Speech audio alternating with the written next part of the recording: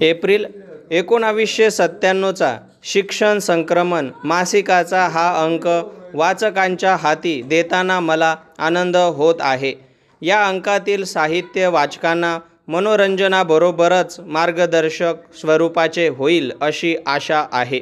परिच्छेद आलेली संधी पकडून त्या दृष्टीने प्रयत्न केल्यास यश निश्चितच प्राप्त होऊ शकते, पण बऱ्याच जणांना अनेक क्षेत्रात अपयश येते. याचे खरे कारण म्हणजे व्यक्ती आलेल्या संधी पकडत नाहीत. त्यांच्यामध्ये जोखीम घेऊन काम करण्याची इच्छाच नसते. जर जोखीम घेतलीच नाही तर यशही मिळत नाही. यासाठी एखाद्या गोष्टीचा ध्यास घेऊन प्रयत्नांची पराकाष्ठा केली तर यश फार दूर राहत नाही. श्री बारी यांनी त्यांच्या जोखीम म्हणजेच यश या लेखात यश प्राप्त करण्यासाठी कशाची आवश्यकता असते याचे विवेचन केले आहे. परिच्छेद प्रभावी व्यक्तिमत्व हे जीवनाच्या यशस्वीतेचे गमक आहे. चांगल्या व्यक्तिमत्वाला शिष्टाचाराची जोड असणे आवश्यक आहे. समाजात, नोकरीच्या ठिकाणी, समारंभात आपले वागणे शिष्टाचाराला धरून असायला हवे. असभ्य, असंस्कृतपणे वागल्यास, बोलल्यास व्यक्तिमत्व कितीही प्रभावी असले तरी लोकांच्या तिरस्कारासच ते पात्र ठरते. व्यक्तिमत्व विकासाचे हे महत्त्व सौ सुनीता ताडे यांनी त्यांच्या विद्यार्थी व्यक्तिमत्व विकास या लेखात सविस्तरपणे विशद केले आहे.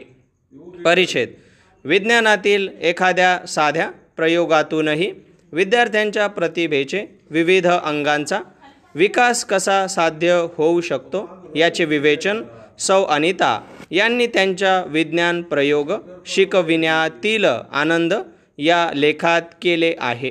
अशा प्रयोगातून विद्यार्थ्यांना आनंद तर मिळतोच, पण अध्यापकाला सुद्धा शिकविण्याचा आनंद मिळू शकतो.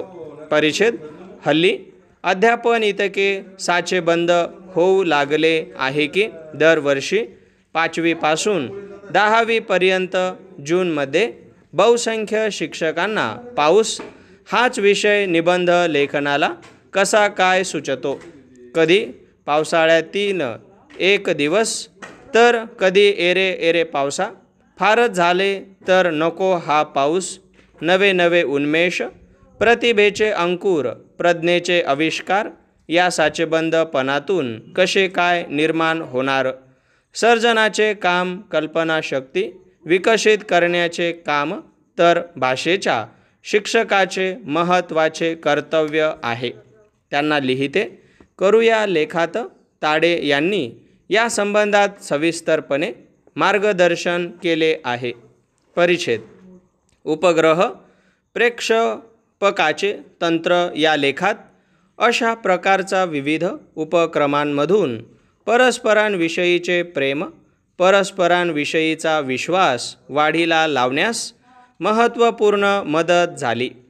सामूहिक उपक्रमातून चांगली समूह मने तयार झाली. यातूनच एकात्म भावना वाढीस लागली. श्रमास प्रतिष्ठा प्राप्त होते. विविध उपक्रमातून विद्यार्थ्यांच्या व्यक्तिमत्वाचा सर्वांगीण विकास होतो. घर, शाळा, शालेय परिसर व सामाजिक परिसर या विविध ठिकाणांमधून विद्यार्थी अनुभव संपादित करतो. स्टॉप.